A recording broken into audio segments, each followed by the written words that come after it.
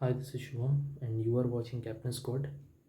আর recently কেন্দ্রীয় মন্ত্রিসভা থেকে ওয়ান নেশন ওয়ান ইলেকশন এই প্রস্তাবে শিলমোহর দেওয়া হয়েছে এবং আপকামিং কম্পারেটিভ এক্সামসে descriptive paper as well as যে কোনো কারেন্ট অ্যাফেয়ার্স রিলেটেড টপিক বা যে কোনো ডেসক্রিপটিভ পেপারে ওয়ান নেশন ওয়ান ইলেকশন এই টপিকটা যথেষ্ট গুরুত্বপূর্ণ এবং সেক্ষেত্রে স্পেশাল কারেন্ট অ্যাফেয়ার্স রিলেটেড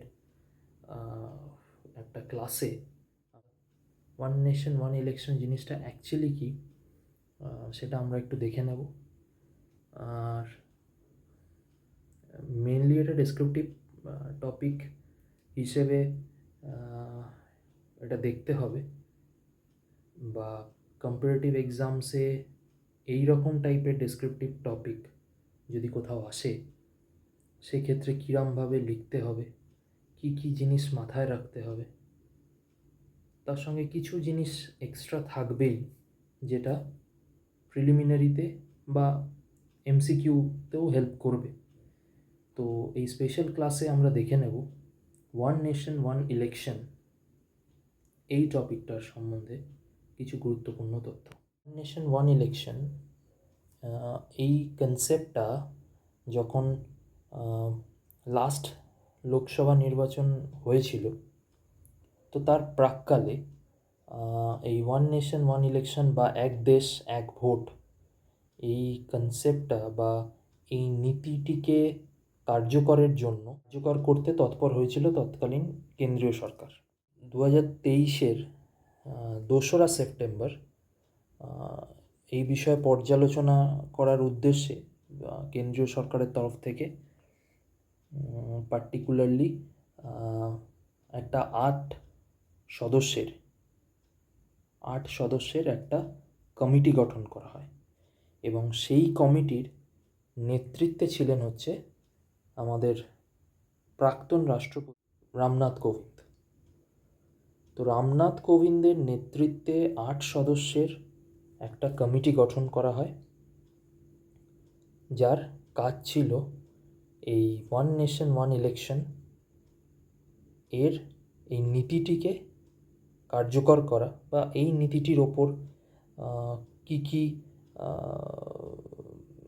পদক্ষেপ নেওয়া যেতে পারে, কতটা সঠিক বা এর কী কী চ্যালেঞ্জেস আছে এই নিয়ে ওভারঅল একটা রিপোর্ট দিয়েছিল সেই কমিটি এবং তার ওপর বেস করে বিভিন্ন পর্যালোচনা এবং আরও বিভিন্ন ধাপের মধ্য দিয়ে রিসেন্টলি এই one nation one election concept বা এই নীতিটি কেন্দ্রীয় মন্ত্রিসভায় শিলমোহর পেয়েছে।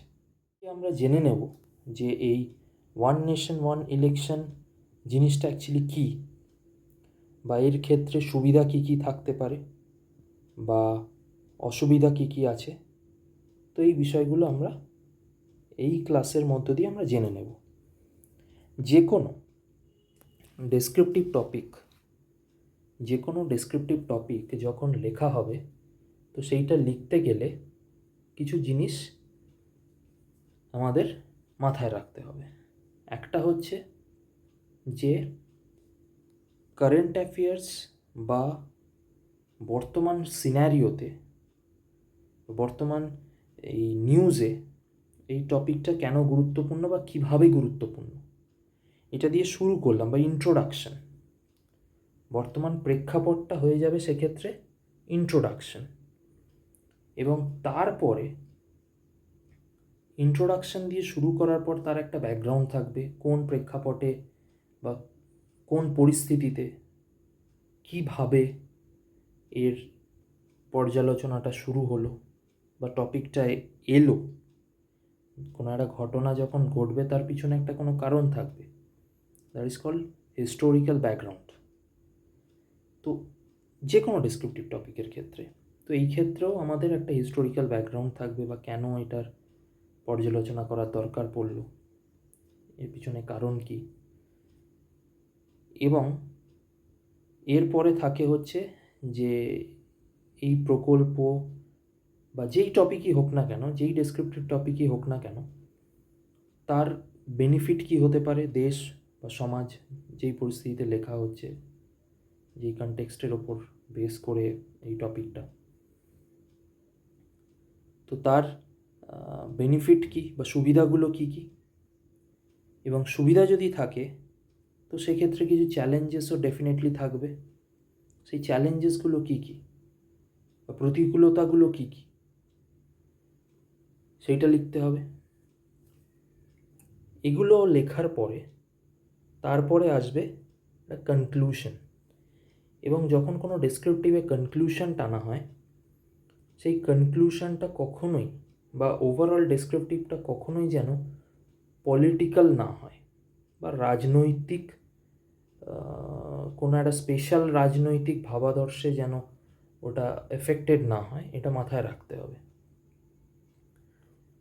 অবশ্যই কনক্লুশন এমন হবে কি আমরা একটা পজিটিভ হোপ নিয়ে বা পজিটিভ চিন্তাভাবনা নিয়ে আমরা সেটাকে দেখছি, বা আগামী দিনে এর কী কী এফেক্ট আসতে পারে পজিটিভ নেগেটিভ মিলিয়ে, ওভারঅল একটা নিউট্রাল কনসেপ্টে আমাদের কনক্লুশন বা উপসংহারটা দিতে হবে।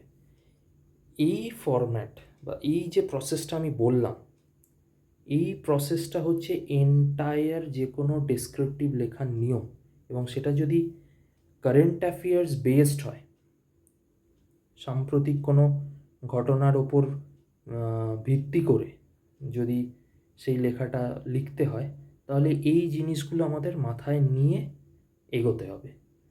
পরীক্ষা হলে এমন অনেক টপিক পড়বে যেটার ক্ষেত্রে আমরা হয়তো জানি না বা সেরমভাবে পড়া হয়নি, পার্টিকুলার ওই টপিকটা হয়তো পুরোটা আমি বাড়িতে প্র্যাকটিস করা হয়নি, কিন্তু যদি তার একটা ব্যাকগ্রাউন্ড আমি কারেন্ট অ্যাফেয়ার্সে পড়তে পারি বা জানতে পারি আগে, তাহলে সেক্ষেত্রে আমি কিছুটা নিজের চিন্তাভাবনা লাগিয়েও যে এর খারাপ কী হতে পারে সমাজ এবং দেশের ক্ষেত্রে, বা এর ভালো দিকগুলো কী হতে পারে, তো সেইরমভাবে আমি অন্য কোনো টপিক লিখতে পারছি না বা আমার জানা নেই, এই টপিকটা আমি মোটামুটি একটু জানি, একটু কারেন্ট অ্যাফেয়ার্সের ব্যাকগ্রাউন্ডটা জানা আছে, তাহলে এরমভাবে লেখা শুরু করা যেতে পারে।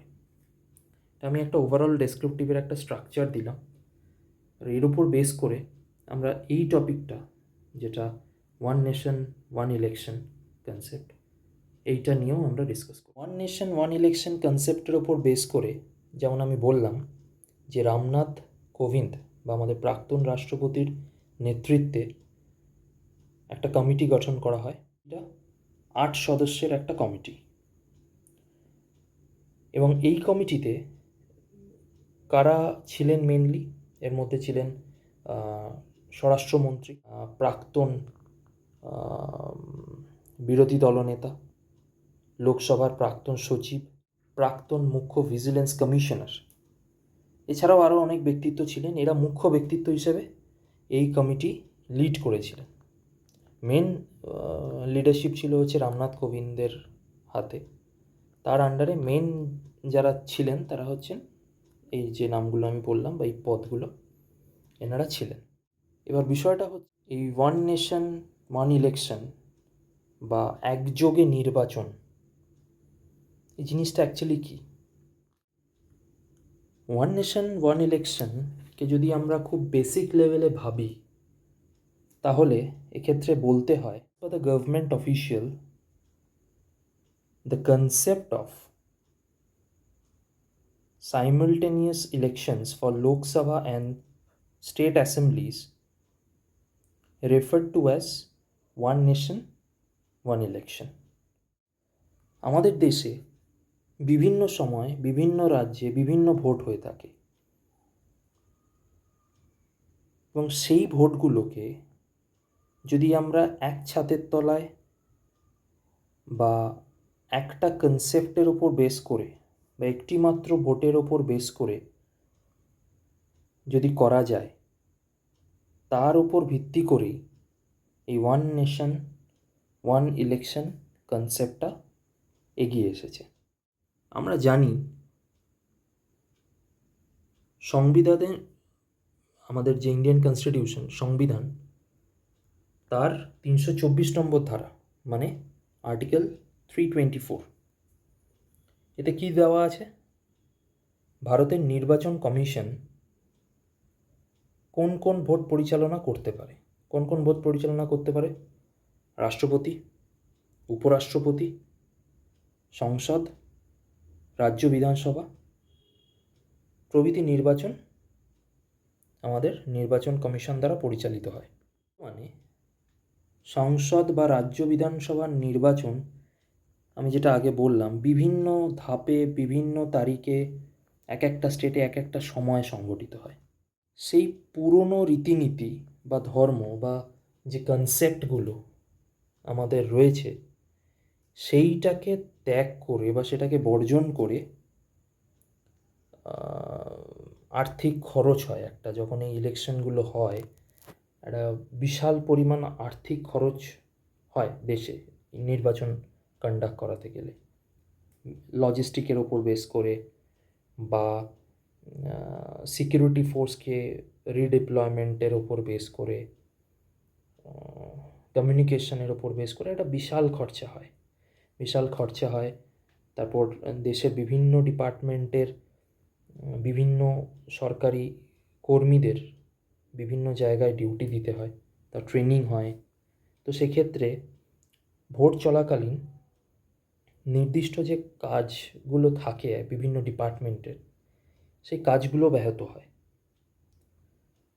তো এই সব অসুবিধাগুলোকে দূর করার জন্য আরও অন্যান্য প্রয়োজনে, সেটা আমি পরে ডিসকাস করছি কী প্রয়োজন বা কী বেনিফিট।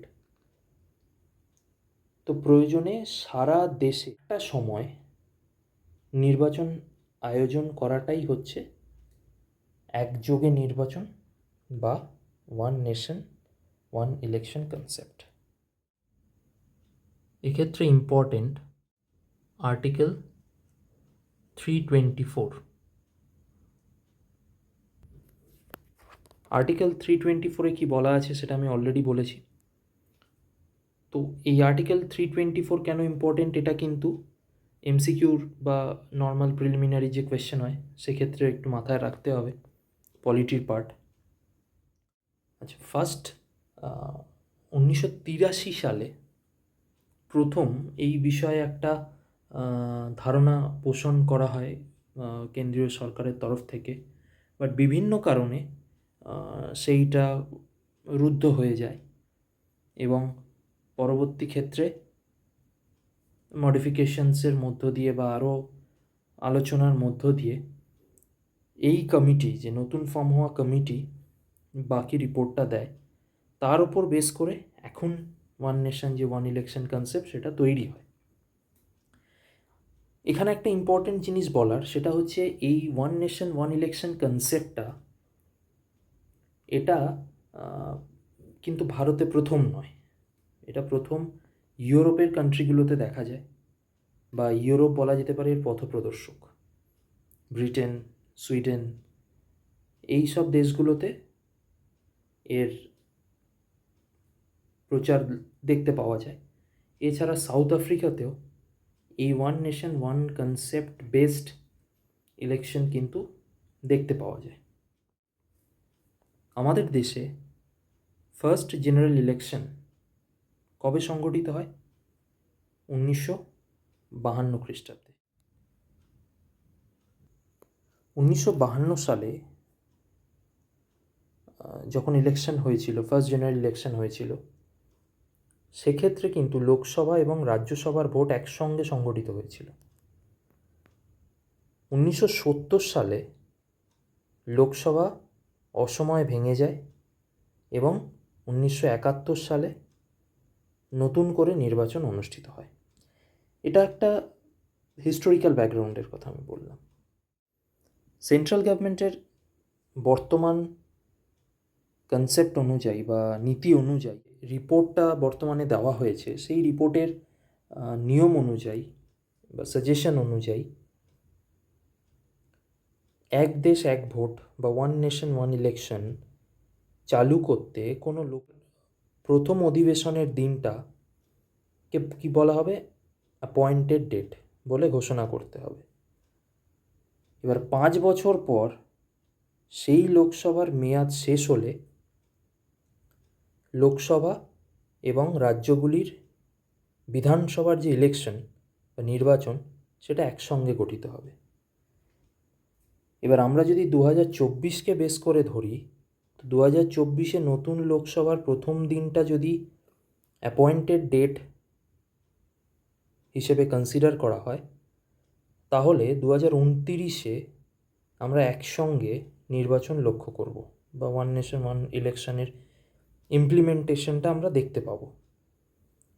কিন্তু যদি 2029-এ লোকসভার প্রথম দিনটাকে অ্যাপয়েন্টেড ডেট হিসেবে কনসিডার করা হয়, তাহলে 2034-এ আমরা লোকসভা বা লেজিসলেটিভ অ্যাসেম্বলি বা বিধানসভার নির্বাচন আমরা একসঙ্গে দেখতে পাব।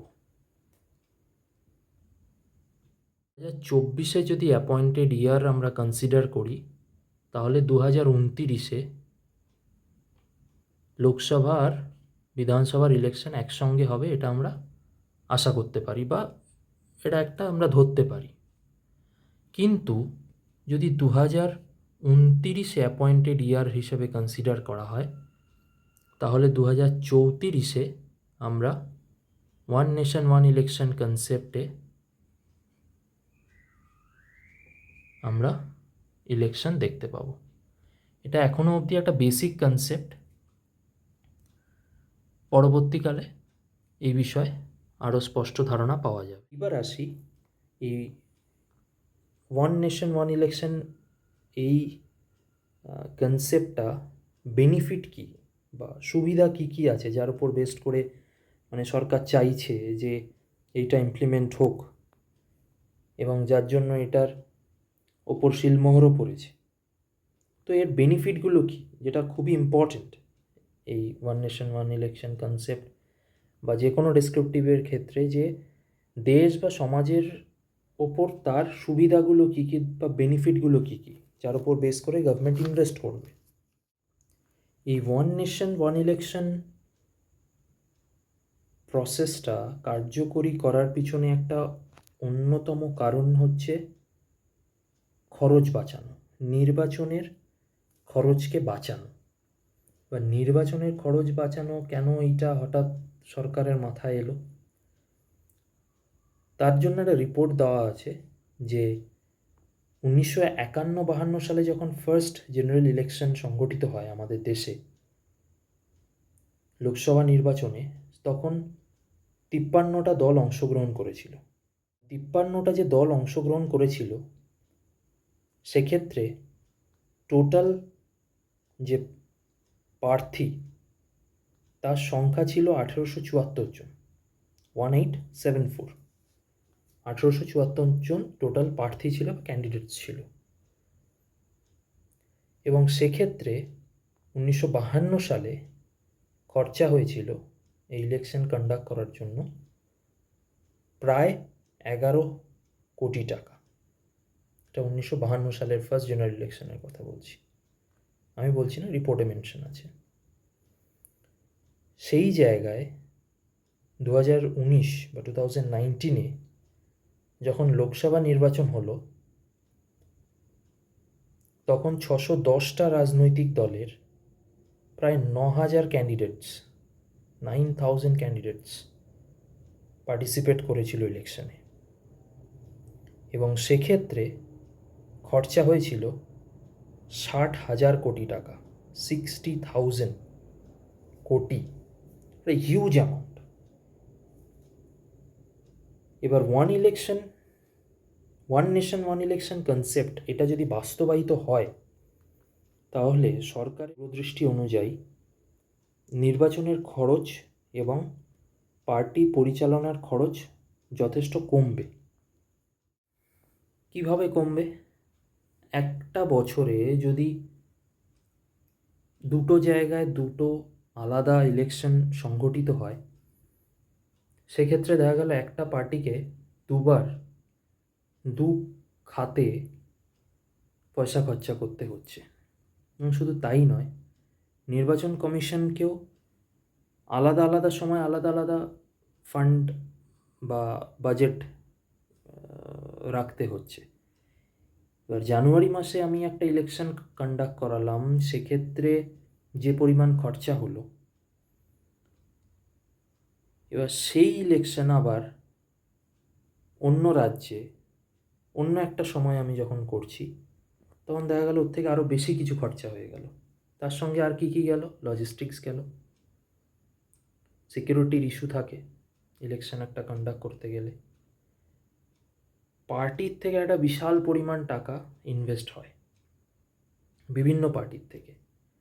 এবং সেটা যদি একটা টাইমে একটা ইলেকশন হয়, সেক্ষেত্রে পার্টিগুলোর ক্ষেত্রেও কিছুটা চাপটাও কম হয় বলে এটা সরকার মনে করছে, যে তুলনামূলক খরচের হ্রাস, এবং এই খরচের হ্রাসটাই কিন্তু প্রধান কারণ এই ওয়ান নেশন ওয়ান ইলেকশন কনসেপ্টটাকে বাস্তবায়িত করার পিছনে এটা একটা অন্যতম প্রধান কারণ হিসেবে কনসিডার করছে গভর্নমেন্ট। নেক্সট, যেমন আমি শুরুতেই বললাম যে বিভিন্ন সময় দেশের বিভিন্ন প্রান্তে যখন ইলেকশন কমিশন থেকে ইলেকশন ঘোষণা করা হয়, তো ডেট ঘোষণা করার সময় থেকে তার রেজাল্ট ডিক্লেয়ার অবধি বিভিন্ন ক্ষেত্রে বিভিন্ন সরকারি কর্মচারীরা ব্যস্ত থাকেন, বা তাদের সেক্ষেত্রে ডিউটি ওরমভাবে দেওয়া হয়, ইলেকশন ডিউটি পড়ে। ইলেকশন ডিউটি পড়লে সাপোজ কেউ একজন কোনো একটা ডিপার্টমেন্টে কাজ করছে, পোস্টাল ডিপার্টমেন্টে কেউ একজন কাজ করছে, তার একটা পার্টিকুলার শর্টিং অ্যাসিস্ট্যান্টের পজিশনে সে আছে,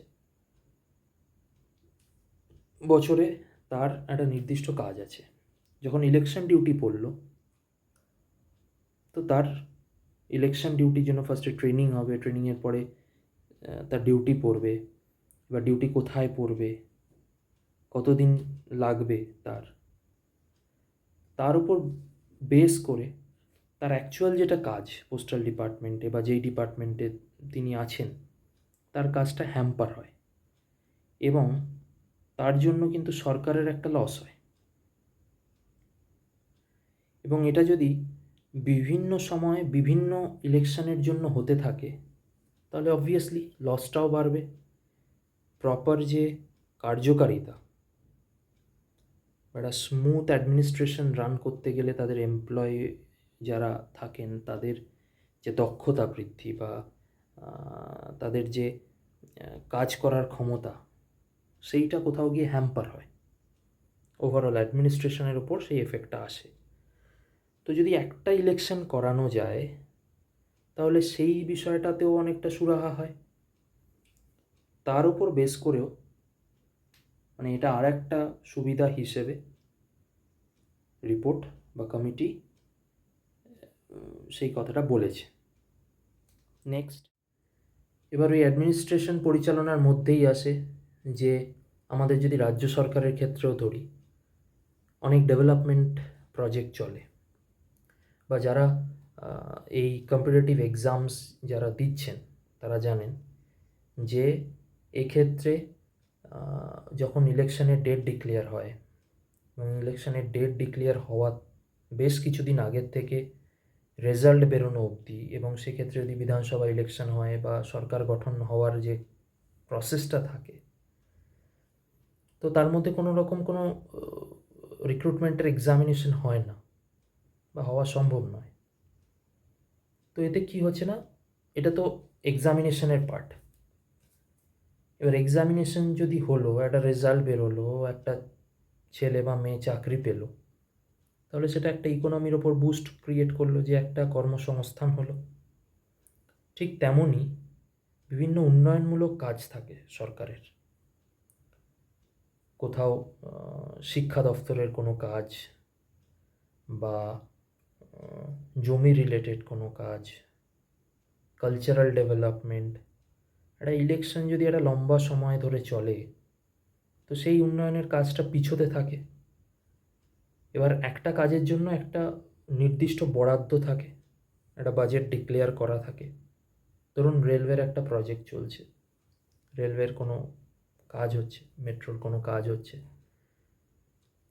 তো সেখানে যারা বিভিন্ন সরকারি কর্মচারী তাদের পড়লো ইলেকশন ডিউটি, কাজটা আটকে গেল, যে কাজটা 10 দিনে করার কথা সেটা 20 দিনে হলো, আমার সময় পিছলো, আমার খরচা বাড়লো, তো ওভারঅল উন্নয়নের ওপর এফেক্ট এলো, সমাজের ওপর এফেক্ট এলো, সেটা দেশের ওপর এফেক্ট এলো। তো এইটা যাতে না হয়, এইটাকে যাতে আটকানো যায়, তার জন্য এবার একটা পার্টিকুলার সময় একটা ইলেকশনের টাইম পিরিয়ড থাকবে, সেই সময় যদি ইলেকশন হয় তাহলে অটোমেটিক্যালি সেটা কিছুটা সুরাহা সম্ভব।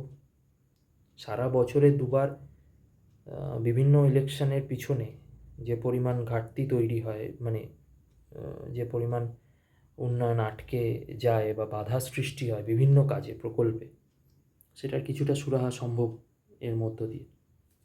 এটা গেল একটা পয়েন্ট। নেক্সট পয়েন্ট হচ্ছে ভোটারদের ভোট দেওয়ার প্রবণতা বৃদ্ধি। এটা সমীক্ষা বলছে যে বছরের বিভিন্ন সময় বিভিন্ন যদি ইলেকশন হয়, তো সেক্ষেত্রে দেখা যায় কোনো ইলেকশনের ক্ষেত্রে কোনো একটা জায়গায় 87% ভোট পড়ল, সেই জায়গাতেই পরবর্তী ক্ষেত্রে কোনো একটা ইলেকশনে 50% বা 52% ভোট পড়ল। তাহলে বাকি ভোটটা হলো না কেন? পিছনে বিভিন্ন কারণ থাকে, যে ওই এরিয়ায় যারা ভোটার বা যারা নাগরিক, তারা কাজের সূত্রে বা অন্য কোনো কারণে হয়তো ঘুরতে যেতে পারেন, বা কাজের সূত্রে ওই সময় অন্য কোথাও রয়েছেন, উনি ভোট দিতে পারলেন না, আসতে পারলেন না নিজের জায়গায়। সরকারি হোক বা বেসরকারি কর্মচারী, যাদের ক্ষেত্রে বেসরকারি কর্মচারী হিসেবে ধরলাম, বা ব্যবসায়ী, যেই প্রফেশনে আছে, তারা ওই সময়টা পারলেন না। এতে কি হলো? ওভারঅল সিস্টেমের ওপর এফেক্ট হলো। ভারতের প্রতিটা নাগরিকের উচিত ভোট দেওয়া, তো সেক্ষেত্রে একটা পার্সেন্টেজ মানুষ দিতে পারলেন না, অথচ তারা অন্য একটা টাইমে ভোট দিলেন, নেক্সট টাইমে ভোটটা দিতে পারলেন না। তো যদি একটা পার্টিকুলার টাইমে সারা দেশ জুড়ে ইলেকশনটা করানো যায়, তাহলে ধরে নেওয়া যেতে পারে যে মানুষের মধ্যে সেই সদিচ্ছাটাও থাকবে যে না, কালকে ভোট বা আজকে ভোট, আমি এখানে আছি বা আমি যেখানেই থাকি, আমি ভোটের সময় বাড়ি যাব, আমি একজন দায়িত্বশীল নাগরিকের মতো আমি ভোট দেব। তো এই জিনিসগুলো ম্যাটার করে, যে ভোটদানের প্রবণতা। তো সমীক্ষা অনুযায়ী ধরে নেওয়া হচ্ছে যে যদি একটা নির্বাচন সম্পন্ন করা যায়, তাহলে সেক্ষেত্রে মানুষের মধ্যে ভোটদানের প্রবণতাটা বাড়তে পারে, যেটা সমগ্র দেশ বা জনজাতির কাছে একটা পজিটিভ রেসপন্স হিসেবে কনসিডার হতে পারে।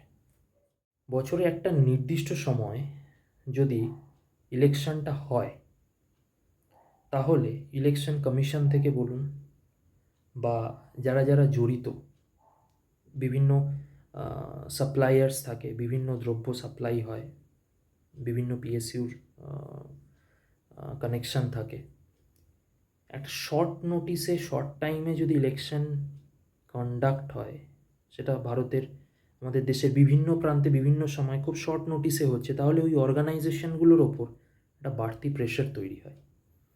শুধু অর্গানাইজেশন বলে নয়, আমাদের দেশে এত বিপুল জনসংখ্যা, এবং সেক্ষেত্রে সুষ্ঠুভাবে একটা ইলেকশন কন্ডাক্ট করাতে গেলে প্রয়োজন নিরাপত্তার ব্যবস্থা করা।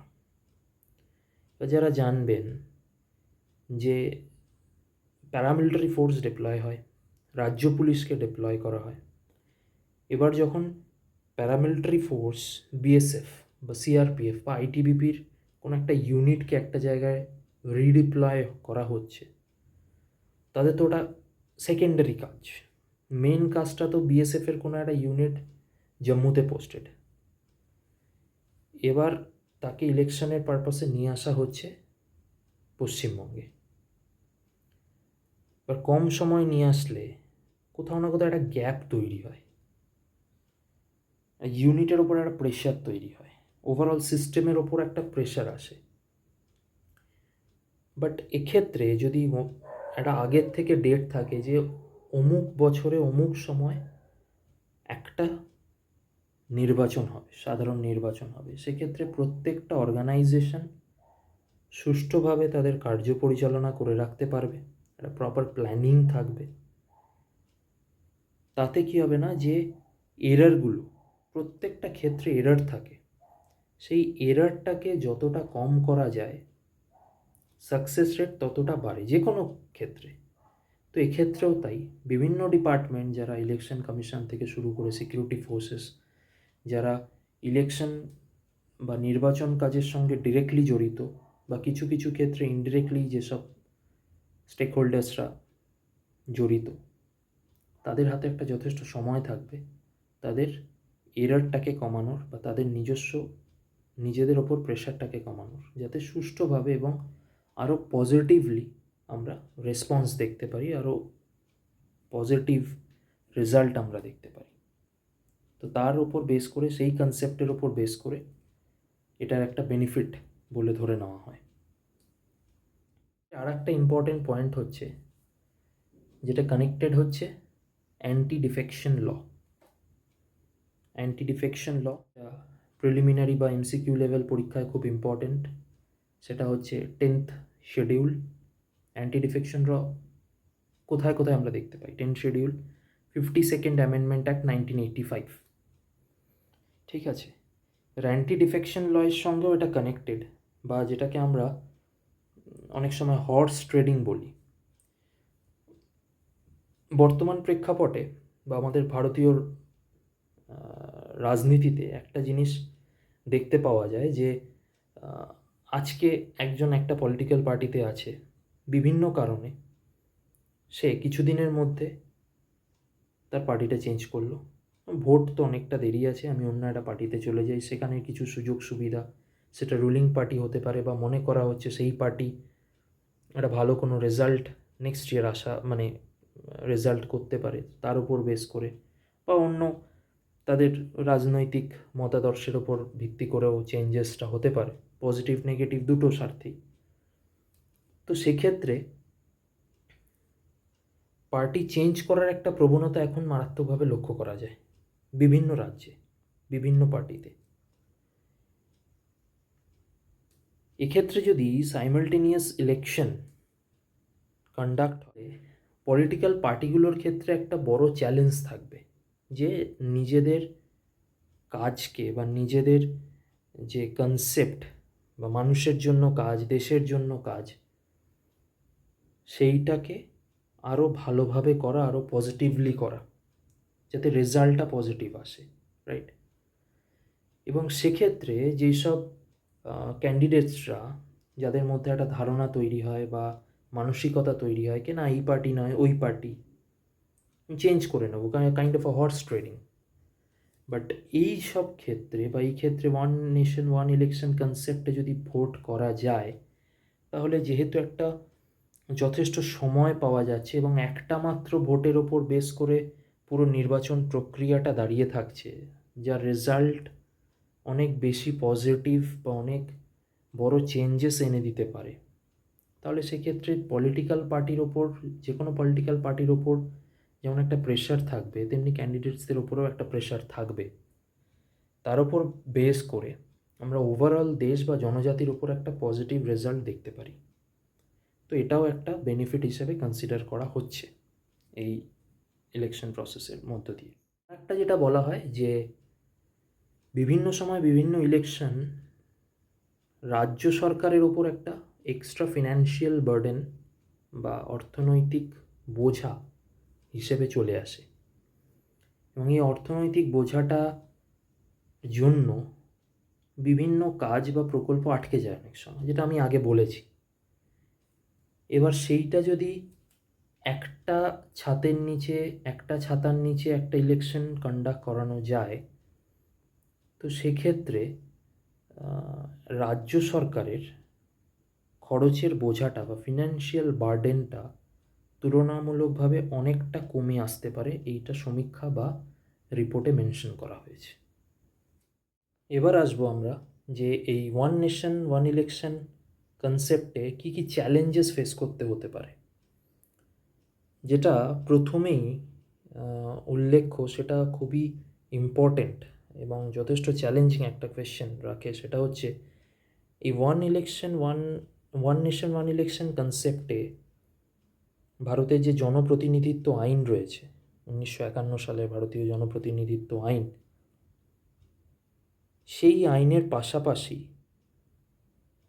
বিভিন্ন সংসদীয় পদ্ধতিতেও পরিবর্তন প্রয়োজন।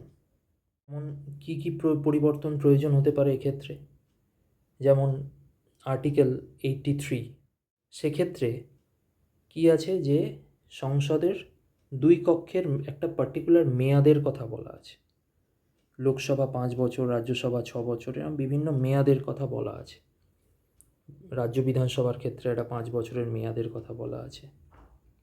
এবার সেই কনসেপ্টের ওপর বেস করে আমি যদি একটা পার্টিকুলার টাইমে একটা পার্টিকুলার ইলেকশন সংগঠিত হয়, তাহলে এই মেয়াদগুলো কতটা যুক্তিসঙ্গত বা কতটা কারেক্ট কনস্টিটিউশনালি, সেক্ষেত্রে কিন্তু একটা কোয়েশ্চেন তৈরি হয়। এছাড়া ইন্ডিয়ান কনস্টিটিউশনে রাজ্য বিধানসভার একটা পার্টিকুলার মেয়াদ থাকে।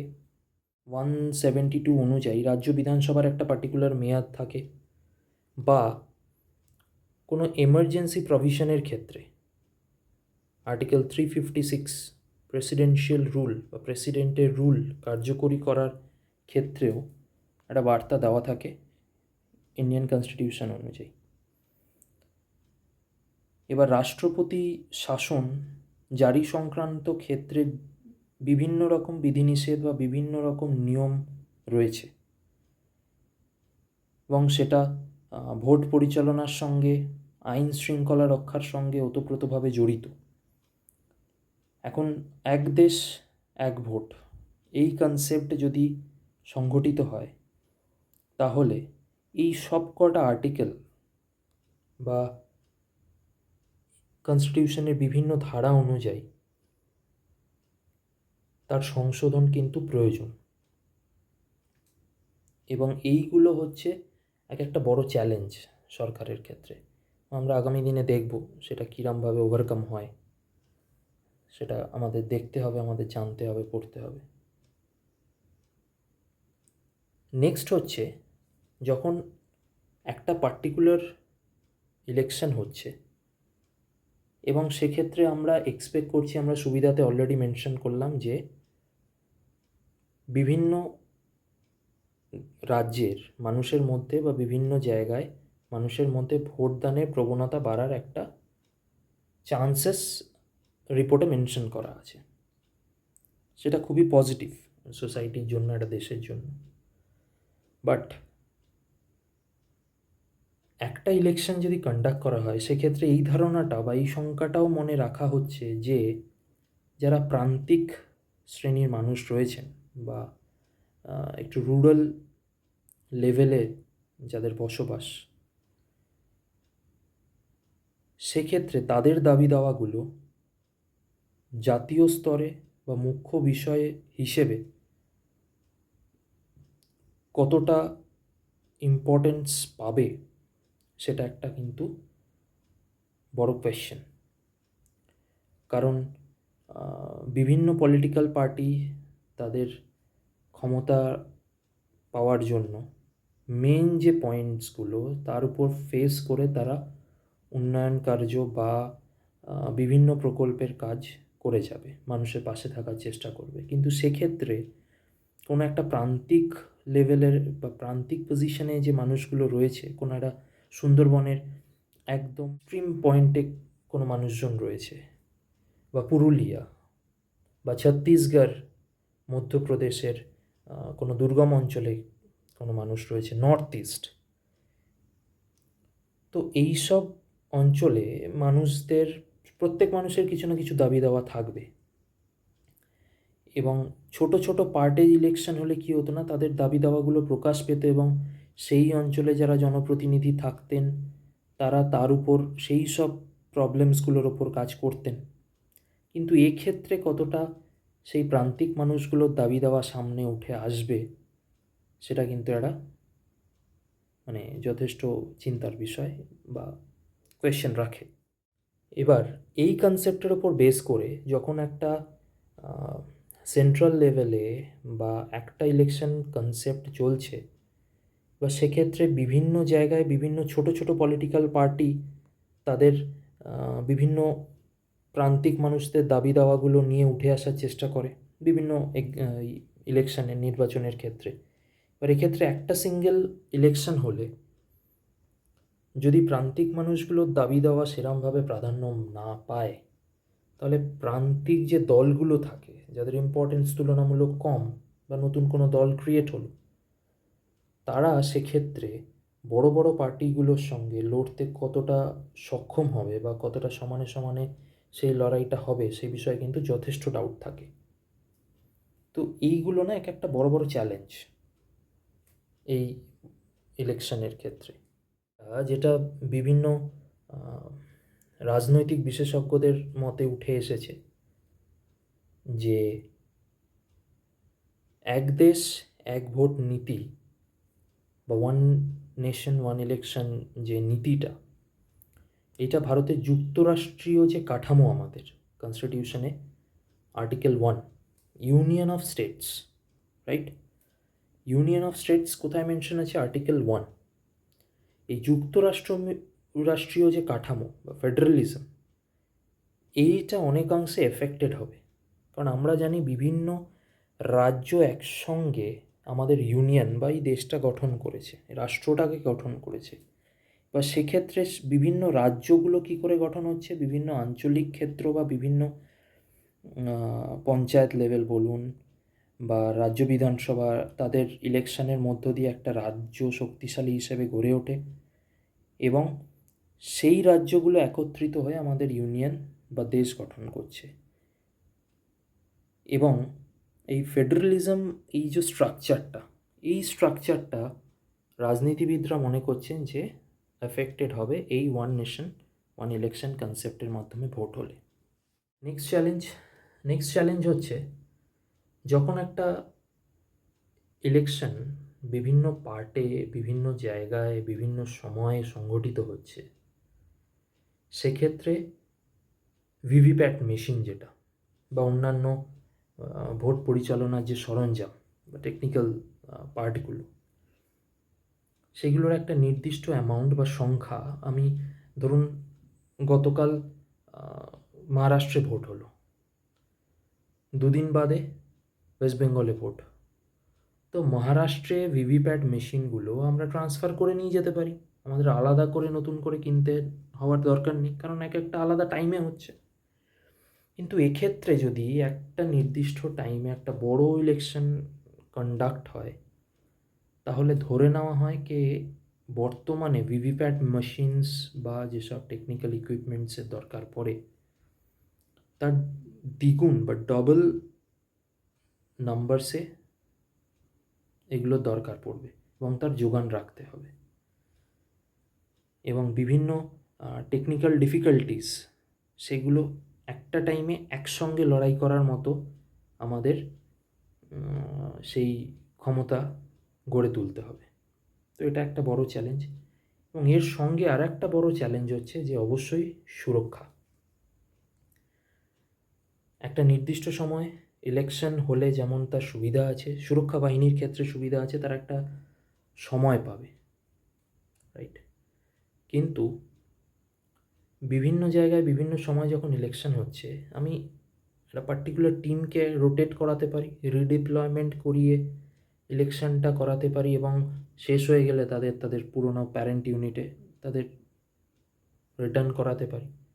বাট এই ক্ষেত্রে কিন্তু সম্ভব নয়। তো এটা একটা অবশ্যই আর একটা চ্যালেঞ্জ, সিকিউরিটি পার্সোনেলদের আমি যখন ডিপ্লয় করছি একটা পার্টিকুলার ইলেকশন কনসেপ্টে হিউজ অ্যামাউন্ট সামরিক বাহিনীকে আমাকে একসঙ্গে ট্রান্সফার করাতে হচ্ছে, একসঙ্গে রিডিপ্লয় করাতে হচ্ছে। তো সেক্ষেত্রে একদিকে যেমন প্ল্যানিংয়ের সময় থাকবে, তেমনি সেক্ষেত্রে কিন্তু যদি কোনো কারণে একটা এমার্জেন্সি সিচুয়েশান ক্রিয়েট হয় কোনো বর্ডার এরিয়াতে, সাপোজ এখন যেমন বাংলাদেশের একটা পরিস্থিতি তৈরি হয়েছে। আমাদের এই রকম একটা সময় যদি আমাদের কোনো নেবারিং কান্ট্রিতে বা বর্ডার সিনারিওতে বা যে কোনো সিকিউরিটি কনসেপ্টে যদি কোনো রকম কোনো অতি সক্রিয়তার প্রয়োজন পড়ে, তাহলে সেক্ষেত্রে প্রবলেমের সম্মুখীন হওয়ার একটা চান্সেস থাকে। তো এটাও একটা বড়সড় চ্যালেঞ্জ হিসেবে আমাদের সামনে উঠে আসে। আর একটা হচ্ছে চ্যালেঞ্জ যে একটা ইলেকশনের মধ্য দিয়ে যদি কেন্দ্রীয় সরকার একটা পার্টিকুলার ইলেকশনের মধ্য দিয়ে কেন্দ্র রাজ্য একসঙ্গে সরকার গঠন করলো, ভালো কথা। কোনো কারণে যেহেতু একটা ছাদের নিচে পুরো সিস্টেমটা চলছে, কোনো কারণে সেন্ট্রাল গভর্নমেন্ট যেটা মেন পিলার, সেই পিলারটা যদি কোনো কারণে ধ্বংস হয় বা পড়ে যায়, তার পতন ঘটে, তাহলে তার এফেক্ট একই সঙ্গে গঠিত হওয়া রাজ্য বিধানসভায় অবশ্যই এসে পড়বে। এবং সেক্ষেত্রে প্রশাসনের যে কাজকলাপ বা অ্যাডমিনিস্ট্রেটিভ যে কাজ ওয়ার্ক, সেক্ষেত্রে কিন্তু একটা অচলাবস্থা সৃষ্টি হওয়ার চান্সেস থাকে। তো বেশ কিছু চ্যালেঞ্জেস আছে এবং পজিটিভ দিকও রয়েছে। এই সব মিলিয়ে, পজিটিভ এবং নেগেটিভ রেসপন্স মিলিয়ে আমাদের এই ওয়ান নেশন ওয়ান ইলেকশন নীতিটা এগিয়ে এসেছে এবং কেন্দ্র সরকারের তরফ থেকে পজিটিভ রেসপন্স দিয়ে শিলমোহর দেওয়া হয়েছে। এখন আগামী দিনে দেখা যাক কীভাবে এই কনসেপ্ট বা এই নীতি এগিয়ে যায়। বাট আমাদের পড়ার ক্ষেত্রে যেই বিষয়গুলো আমি আলোচনা করলাম, এই বিষয়গুলো একটা কারেন্ট অ্যাফেয়ার্সের টপিক বা কোনো ডেসক্রিপটিভ টপিকের ক্ষেত্রে এই রকমভাবে আমাদের ভাবতে হবে বা এরমভাবে একটা টপিককে এগিয়ে নিয়ে যেতে হবে। আমি আবারও একবার মেনশন করে দিচ্ছি, একটা পার্টিকুলার টপিকের ক্ষেত্রে তার একটা ইন্ট্রোডাকশন থাকবে। ইন্ট্রোডাকশনটা মেনলি কারেন্ট অ্যাফেয়ার্স বেসড হবে, যে কেন সেটা এখন বর্তমানে খবরের বা কারেন্ট ইভেন্ট হিসেবে উঠে এসছে। তারপরে থাকবে হচ্ছে তার একটা হিস্টোরিক্যাল ব্যাকগ্রাউন্ড, যেটা আমি বললাম ফার্স্ট জেনারেল ইলেকশনের পার্সপেক্টিভে আমি ঘটনাচক্রে ওটাকে এগিয়ে নিয়ে গেলাম। তার একটা ডেফিনেটলি একটা হিস্টোরিক্যাল ব্যাকগ্রাউন্ড থাকবে। হিস্টোরিক্যাল ব্যাকগ্রাউন্ডের পরে আসবে মেন বডি, যে আমার ওভারঅল আলোচনা এর মধ্যে কি আছে, এবং সেই বডির মধ্যে অবশ্যই আসবে হচ্ছে বেনিফিটস বা পজিটিভ সাইড, একটা চ্যালেঞ্জেস বা নেগেটিভ সাইড।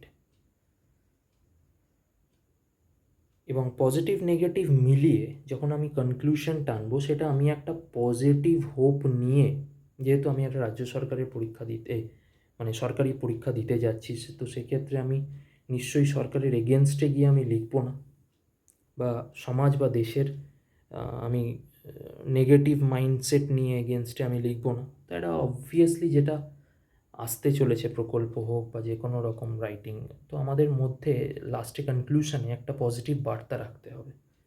সেই পজিটিভ বার্তার উপর বেস করে আমরা লেখাটাকে কমপ্লিট করব এবং এগোবো। তো এই হচ্ছে আমাদের আজকের one nation one election concept, current অ্যাফেয়ার্সের একটা ইম্পর্টেন্ট টপিক, হাইলাইটেড টপিক। আমি একটা বেসিক ডিসকাশন করলাম। যারা আমাদের ক্যাপ্টেন স্কোয়াডের কোচিং বা প্রিপারেশন ক্লাসে অলরেডি এনরোল করেছেন, তারা ওভারঅল একটা পিডিএফ পেয়ে যাবেন এই ডেসক্রিপটিভ টপিকের ওপর। আমি যা যা বললাম সেটা পিডিএফ আকারে পেয়ে যাবেন। যারা ক্যাপ্টেন স্কোয়াডের এই প্রিপারেশন বা এই কোচিংয়ে এনরোল করতে চান, তারা অবশ্যই ডেসক্রিপশানে ডিটেলস থাকবে, সেই ডিটেলস দিয়ে আমাদের টিমের সঙ্গে কন্ট্যাক্ট করতে পারেন। কোনো ডাউট থাকলে কমেন্টে মেনশন করুন। ভালো থাকবেন। Thank you.